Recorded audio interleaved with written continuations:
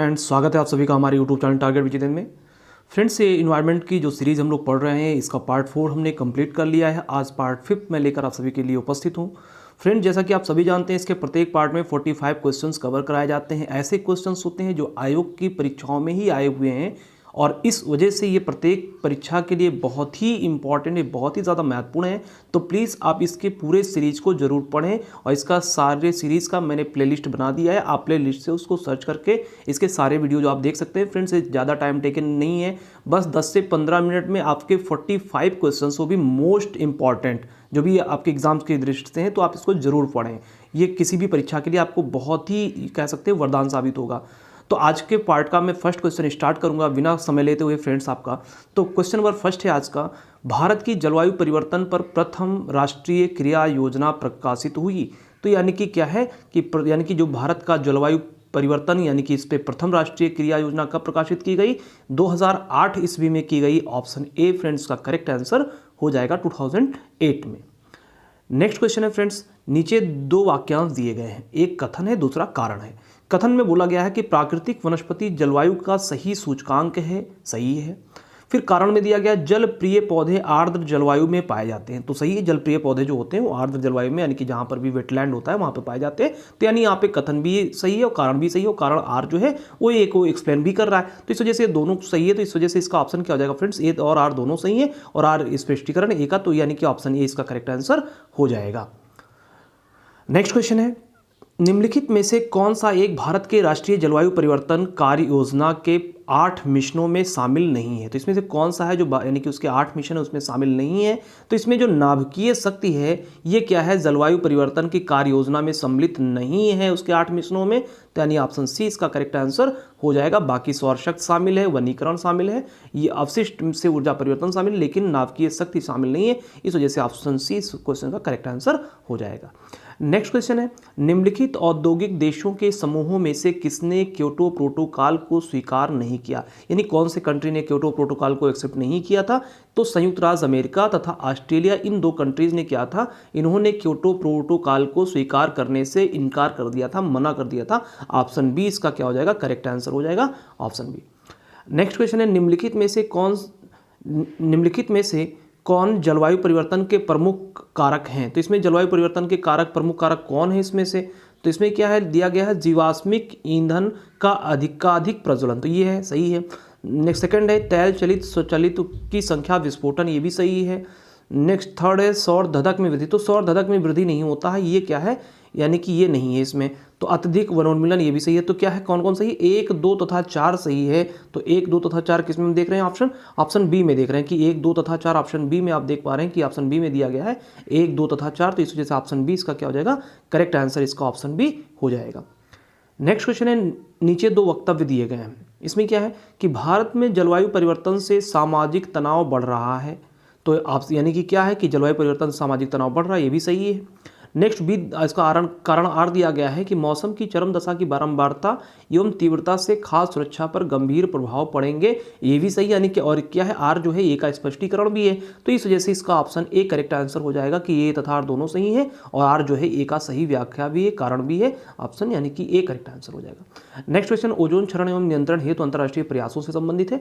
इसका जो first question इसमें क्या है कि ऊपरी वायुमंडल की ओजोन परत का क्षरण निम्न में से किससे हो रहा है? तो किससे हो रहा है? हमने पिछले वीडियो में आप सभी को बताया था कि जो ओजोन लेयर है, जो हमें सनरेज के जितने भी मतलब उसके अल्ट्रावायलेट रेज होती हैं उनसे हमें प्रोटेक्ट करता है। क्या कौन प्रोटेक्ट करता है? ओजोन लेयर प्रोटेक्ट करता है, जो स्ट्रेटोस्फीयर में होता है 10 से यानी कि जो एटमॉस्फेयर है अर्थ का, उससे 10 से 50 किलोमीटर के बीच में ओजोन लेयर पाया जाता है। और ओजोन लेयर यानी नष्ट हो रहा है, जिससे हम अल्ट्रावायलेट रेज सनरेज की डायरेक्ट हमारे अर्थ पर पड़ सकती हैं, उससे बहुत ही त्वचा कैंसर, बहुत सारी बीमारियां होंगी। तो ये नुकसान यानी ओजोन लेयर किससे मतलब खत्म हो रहा है, नष्ट हो रहा है? क्लोरोफ्लोरोकार्बन से। इसको क्या कहते हैं? CFC कहते हैं, क्लोरोफ्लोरोकार्बन। ये बहुत ही विषैला यानी पदार्थ है जिससे इसको नष्ट कर रहा है। और ये कहाँ से उत्सर्जित होता है CFC? आपके घरों में AC से, फ्रिज से, बहुत सारे ऐसे इक्विपमेंट जो आप यूज़ कर रहे हैं अपने दैनिक जीवन में उपभोग के लिए, आप बहुत ही मतलब एक तरह से लग्जरियस लाइफ जीना चाहते हैं, लेकिन ये नहीं जान रहे हैं कि लग्जरियस लाइफ के पीछे कितना हमारा नुकसान हो रहा है। तो ये सारी चीज़ें क्या है, इसके कहीं ना कहीं CFC के उत्पादन के स्रोत हैं। और CFC क्या है? ओजोन लेयर को नष्ट कर रहा है। ऑप्शन सी इसका करेक्ट आंसर हो जाएगा। नेक्स्ट क्वेश्चन है सूर्य के प्रकाश से परावैंगनिक विकिरण अभिक्रिया निम्न में से क्या पैदा करती है। तो जो परावैंगनिक किरणें जो सूर्य के प्रकाश में होती हैं वो क्या उत्पन्न करती हैं, वो ओजोन उत्पन्न करती हैं। ऑप्शन क्या हो जाएगा, सी इसका करेक्ट आंसर हो जाएगा। नेक्स्ट क्वेश्चन है कि निम्नलिखित में से कौन सा भारत सरकार के क्लाइमेट एक्शन प्लान का हिस्सा नहीं है। तो इसमें भारत सरकार का क्लाइमेट एक्शन प्लान का हिस्सा कौन सा इसमें से नहीं है, तो इसमें न्यूक्लियर एनर्जी, हमने अभी पहले ही बताया था कि न्यूक्लियर एनर्जी जो है इसमें हिस्सा नहीं है। वनारोपण हिस्सा है इसका, कूड़ा कचरा में ऊर्जा का रूपांतरण है, सौर ऊर्जा है, लेकिन न्यूक्लियर एनर्जी यानी कि क्या है, नहीं है। इस वजह से ऑप्शन ए इसका करेक्ट आंसर हो जाएगा, क्या, ऑप्शन ए। नेक्स्ट क्वेश्चन है समताप मंडल में ओजोन के स्तर को प्राकृतिक रूप से विनियमित किया जाता है। तो किस चीज़ से विनियमित किया जाता है, नाइट्रोजन डाइऑक्साइड के द्वारा विनियमित किया जाता है। ऑप्शन बी इसका करेक्ट आंसर हो जाएगा, नाइट्रोजन डाइऑक्साइड। नेक्स्ट क्वेश्चन है निम्न में से किसने तिब्बत पठार के ऊपर सन 2005 में ओजोन आभा मंडल यानी ओजोन हैलो का पता लगाया था। तो ये किसने लगाया था, GW केंट मूर ने लगाया था। ऑप्शन सी इसका क्या हो जाएगा, करेक्ट आंसर हो जाएगा, GW केंट मूर।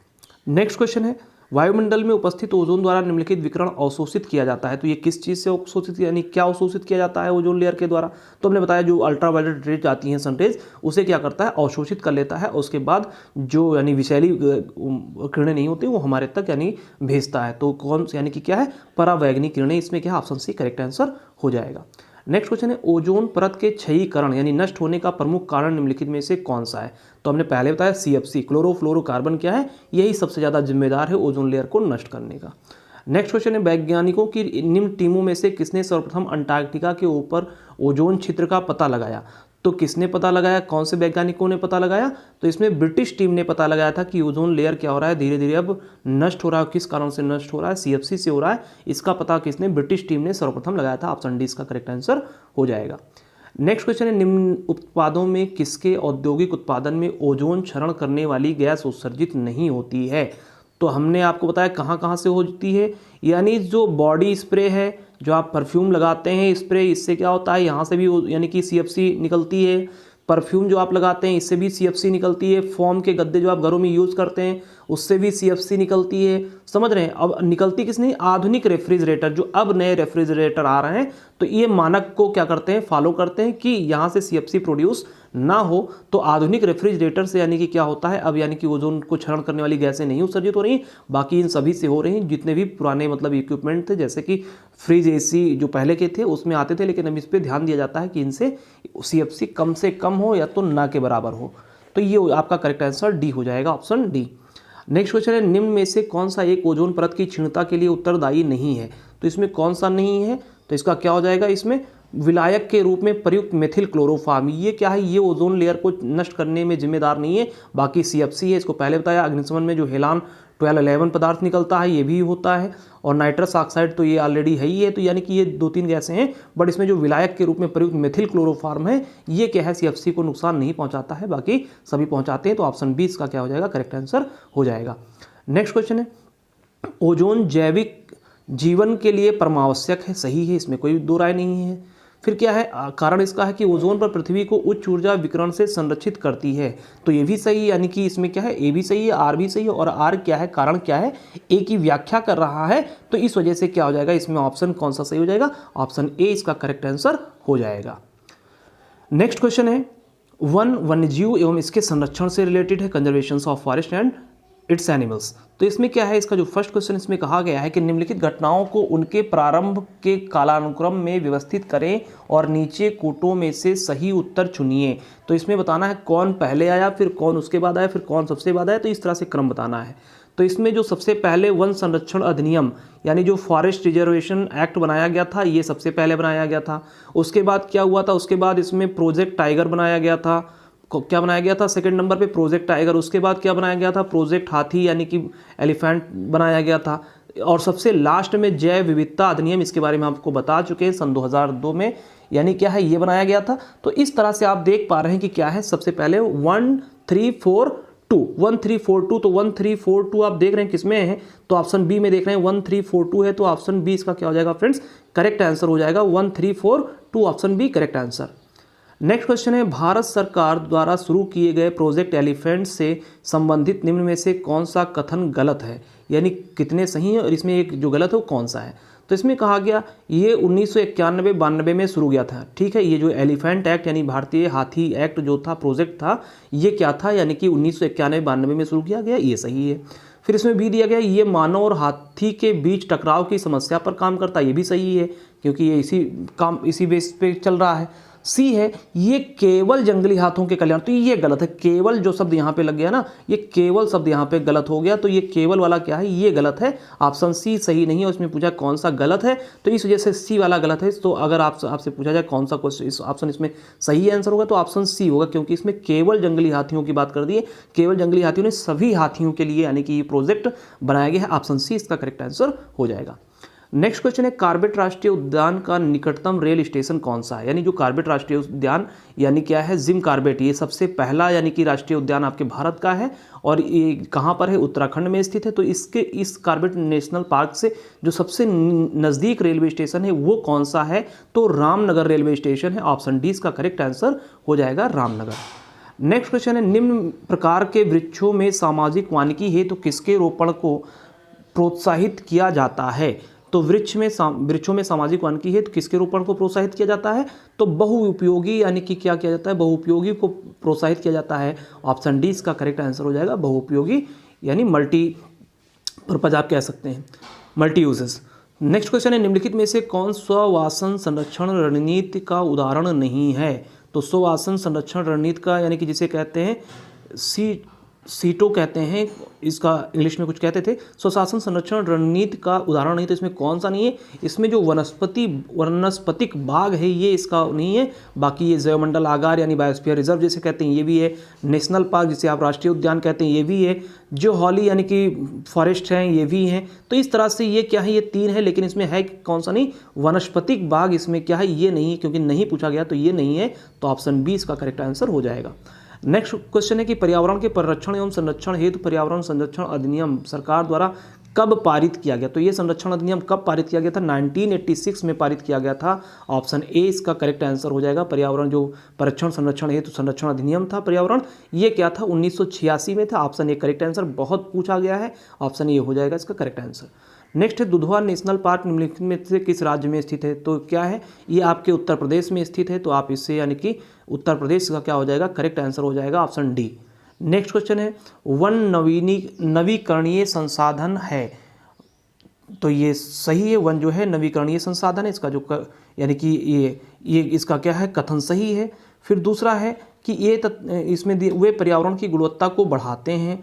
तो ये क्या, पर्यावरण की गुणवत्ता को बढ़ाते हैं, तो इसमें क्या है, अब ये दो है तो दोनों सही, लेकिन क्या है, आर जो है ये की व्याख्या नहीं है, ये इसका अपना अलग अर्थ है, उसका अपना अलग अर्थ है, और दोनों अपने आप में सही हैं। तो इस वजह से ए तथा आर दोनों सही हैं, परंतु आर क्या है, ए की व्याख्या नहीं कर रहा है। तो ऑप्शन बी इसका क्या हो जाएगा, करेक्ट आंसर हो जाएगा। नेक्स्ट क्वेश्चन है वन ह्रास का मुख्य कारण है, यानी कि वनों के नष्ट होने का मुख्य कारण क्या है। तो इसका मुख्य कारण कृषि विकास, क्योंकि कृषि विकास यानी डेवलपमेंट रेगुलर होता जा रहा है और कृषि के लिए वनों का कटाव होता रहा है। तो इस वजह से कृषि विकास की वजह से वन ह्रास यानी बड़े स्तर पे हुआ, इस वजह से ऑप्शन डी इसका करेक्ट आंसर हो जाएगा। नेक्स्ट क्वेश्चन है निम्न में से कौन से पर्यावरण संतुलन के संरक्षण से संबंधित है। तो पर्यावरण के संरक्षण से इसमें संबंधित कौन सा है, तो इसमें जो संरक्षण है तो इसमें बताइए, जैसे वन नीति, तो ये भी पर्यावरण का बचाव हेतु वन नीति बनाया गया है। पर्यावरण सुरक्षा अधिनियम, ये भी जंगलों को बचाने के लिए, पर्यावरण को बचाने के लिए बनाया गया है। औद्योगिक नीति बनाया गया है, ये भी जंगलों के यानी कि वनों के पर्यावरण के संतुलन के लिए बनाया गया है। शिक्षा नीति जो है ये भी इसी के लिए बनाया गया। तो इसमें क्या है, सभी चारों सही हैं, तो सभी चारों किस में है, ऑप्शन डी में है। तो ऑप्शन डी क्या हो जाएगा फ्रेंड्स, का करेक्ट आंसर हो जाएगा, सभी चारों सही हैं।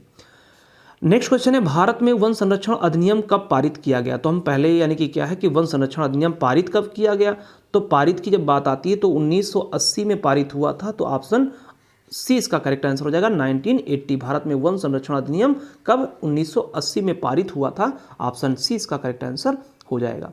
नेक्स्ट क्वेश्चन है मृदा क्षरण को रोका जा सकता है। तो मृदा क्षरण को रोका कैसे जा सकता है, वन रोपण करके, यानी वृक्षों को लगा के मिट्टी के कटाव को रोका जा सकता है। इस वजह से क्या हो जाएगा, ऑप्शन सी इसका करेक्ट आंसर हो जाएगा, वन रोपण से। नेक्स्ट क्वेश्चन है निम्न में से कौन सा एक पारिस्थितिकी संतुलन बनाए रखने में मदद नहीं करता। तो पारिस्थितिकी संतुलन बनाने में मदद कौन इसमें से नहीं करता? तो वनों का कटाव, क्योंकि जब जंगलों का कटाव हो गया तो पारिस्थितिकी का संतुलन नहीं रह जाएगा, सब संतुलन उसका क्या हो जाएगा? बिगड़ जाएगा। तो ऑप्शन ए इसका करेक्ट आंसर हो जाएगा। वनों का कटना जो है ये पारिस्थितिक संतुलन बनाने में मदद नहीं करता है। बाकी वृक्ष लगाओ, जल प्रबंधन करो, जैवमंडल भंडार यानी बायोस्फीयर रिजर्व बनाओ, ये सभी क्या है? संतुलन को बनाते हैं, लेकिन वनों का जो कटाव है ये पारिस्थितिक संतुलन नहीं बनाता है। ऑप्शन ए इसका करेक्ट आंसर हो जाएगा। नेक्स्ट क्वेश्चन है, अंतर्राष्ट्रीय टाइगर दिवस मनाया जाता है। तो अंतर्राष्ट्रीय टाइगर दिवस कब मनाया जाता है? ये 29 जुलाई को मनाया जाता है। तो क्या हो जाएगा? ऑप्शन बी इसका करेक्ट आंसर हो जाएगा कि 29 जुलाई को। नेक्स्ट क्वेश्चन है, निम्नांकित कथनों पर विचार कीजिए। इसमें दिया गया है कि विश्व वन्य जीवन कोष की स्थापना 1961 में हुई। तो ये सही है। जो विश्व जीव कोष की यानी कि जो जीवन कोष की स्थापना की गई थी ये 1961 में की गई थी इसकी स्थापना, इस वजह से ऑप्शन सही है। दूसरा है, जुलाई 2000 में उड़ीसा के नंदनकानन यानी वहाँ पे नेशनल पार्क पाया जाता है, वन अभ्यारण्य में 13 शेरों की मृत्यु का कारण ट्राइपाइनोसोमियासिस रोग रहा। तो ये भी सही है। इसी रोग के कारण क्या हुआ? उस समय 13 यानी कि वहाँ पे शेरों की मृत्यु हो गई थी उड़ीसा के नंदनकानन में 2000 ईस्वी में। तो ये सही है। नेक्स्ट इसका थर्ड है, यूकेलिप्टस वृक्ष को पारिस्थितिक मित्र कहा जाता है। तो ये गलत है, क्योंकि यूकेलिप्टस को क्या कहा जाता है? पारिस्थितिक शत्रु कहा जाता है।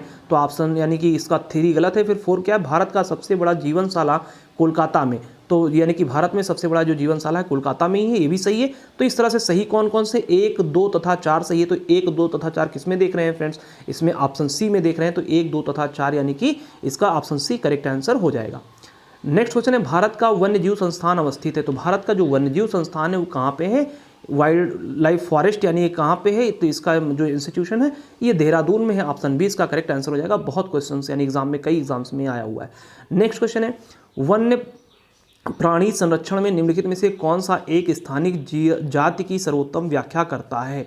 तो इसमें दिया गया फर्स्ट में कि वन में परजीवी आक्रमण के कारण जब किसी जात की क्रांतिक संख्या कम हो जाती है, इसकी व्याख्या नहीं है। कोई जात जब विश्वजीन हो और जयमंडल में समान रूप में मिलती है, ये भी सही नहीं है। फिर क्या है, एक संकटग्रस्त जाति को पृथ्वी पर कुछ प्रतिबंधित क्षेत्रों में ही मिलती है, ये भी गलत है। तो इस तरह से आपका ये तीनों गलत हो गया। ऑप्शन डी क्या है? वो जाति जो किसी विशेष क्षेत्र में सीमित हो और किसी अन्य जगह ना मिलती हो, तो यही इसके लिए सही है। वन्य प्राणी संरक्षण में निम्नलिखित में से कौन सा एक स्थानिक जात की बात कर रहा है? तो स्थानिक जात की सर्वोत्तम व्याख्या जो है ये ऑप्शन डी कर रहा है। तो ऑप्शन डी क्या हो जाएगा? इसका करेक्ट आंसर हो जाएगा। नेक्स्ट क्वेश्चन है, विश्व वन्यजीव दिवस मनाया जाता है। तो विश्व वन्यजीव दिवस यानी कब मनाया जाता है? यानी कि वर्ल्ड वाइल्ड लाइफ डे कब मनाया जाता है? 3 मार्च को मनाया जाता है। ऑप्शन ए क्या हो जाएगा? इसका करेक्ट आंसर हो जाएगा 3 मार्च को। नेक्स्ट क्वेश्चन है, निम्नलिखित में से कहाँ पर एक संरक्षित वनस्पति क्षेत्र है? तो संरक्षित यानी जो रिजर्व कह सकते हैं, कच्छ वनस्पति क्षेत्र कहाँ पर है ये आपका? तो इसका जो करेक्ट आंसर हो जाएगा कि गोवा में है। ऑप्शन सी क्या हो जाएगा? इसका करेक्ट आंसर हो जाएगा गोवा में।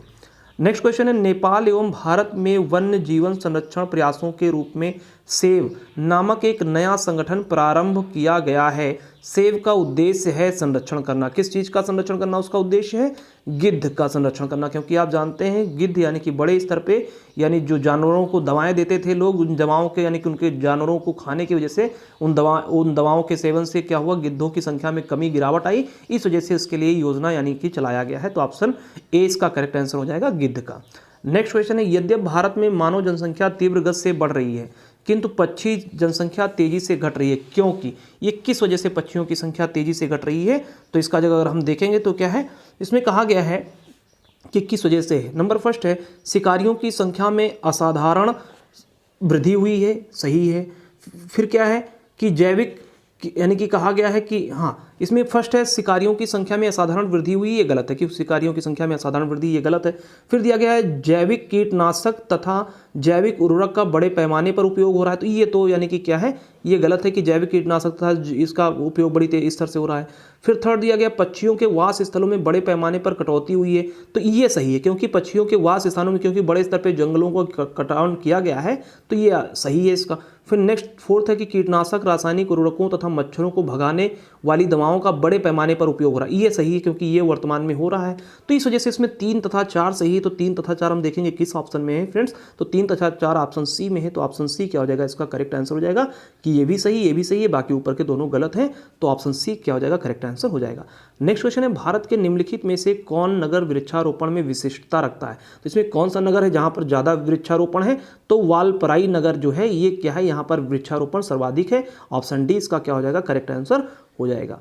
नेक्स्ट क्वेश्चन है सामाजिक वानिकी में निम्न में से किस प्रकार के वृक्षों के रोपण को प्रोत्साहित किया जाता है। तो सामाजिक वानिकी में किस प्रकार के वृक्षों के रोपण को प्रोत्साहित किया जाता है, तो इसका क्या हो जाएगा, बहुउद्देशीय। हमने बताया था जो मल्टी यूजेस यानी जो प्लांट्स होते हैं उसको यानी कि किया जाता है, सामाजिक वानिकी में प्रोत्साहन दिया जाता है। तो ऑप्शन डी करेक्ट आंसर हो जाएगा, बहुउद्देशीय वाले। नेक्स्ट है कि हाल ही में निम्नलिखित में से कि कौन सी ड्रग गिद्धों की समष्टि में ह्रास के लिए उत्तरदायी प्रतिवेदन की गई है। तो ये कौन सी दवा है, तो ये है डिक्लोफिनेक सोडियम। डिक्लोफिनेक सोडियम ऐसी दवा है जो जानवरों को दिया जाता है। तो लोग जानवरों को देने का, अब जानवरों गिद्ध क्या करते हैं, जानवरों को खाते हैं, उनके चीज़ों को अपशिष्ट को नष्ट करते हैं। तो इस वजह से गिद्धों के पेट में हो गया, तो इस वजह से गिद्धों की संख्या में ह्रास देखने को मिला है। तो ये दवा कौन सी है, डिक्लोफेनेक सोडियम है। ऑप्शन सी इसका करेक्ट आंसर हो जाएगा। नेक्स्ट क्वेश्चन है विश्व के वन्य जीव भारत में पाए जाते हैं। तो विश्व के कितने प्रतिशत वन्य जीव भारत में पाए जाते हैं, तो विश्व के 5% वन्य जीव क्या है, भारत में पाए जाते हैं। तो ऑप्शन ए इसका करेक्ट आंसर हो जाएगा। नेक्स्ट क्वेश्चन है निम्नलिखित में से किस राज्य के एक जिले की जनजातीय महिलाओं ने पेड़ काटने वालों के खिलाफ सामाजिक बहिष्कार की सर्वप्रथम घोषणा की। तो ये कहाँ की महिलाओं ने इसकी घोषणा की, तो ऑप्शन सी यानी यहाँ की महिलाओं ने सर्वप्रथम यानी जनजातीय महिलाओं ने पेड़ काटने के विरुद्ध यानी कि एक्शन लिया था। ऑप्शन सी करेक्ट आंसर हो जाएगा, हिमाचल प्रदेश। नेक्स्ट क्वेश्चन है वनों की कटाई प्रतिबंधित करने वाला विश्व का प्रथम देश कौन सा है। तो वनों की कटाई पर प्रतिबंध लगाने वाला विश्व का पहला देश कौन सा है, तो ये है नॉर्वे। नॉर्वे, इस वजह से इसका करेक्ट आंसर जो हो जाएगा क्या हो जाएगा, option C correct answer Norway. Next और इस सीरीज का इस पार्ट का लास्ट क्वेश्चन है फ्रेंड्स कि भारत सरकार द्वारा निम्नलिखित में से किस वर्ष बाघ परियोजना शुरू की गई थी। तो किस वर्ष बाघ परियोजना शुरू की गई थी, ये 1973 में की गई थी। ऑप्शन 20 का करेक्ट आंसर हो जाएगा।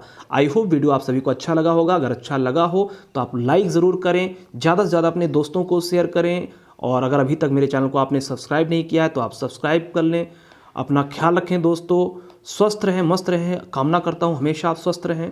मिलते हैं नेक्स्ट वीडियो में फ्रेंड्स, तब तक के लिए जय हिंद, जय भारत।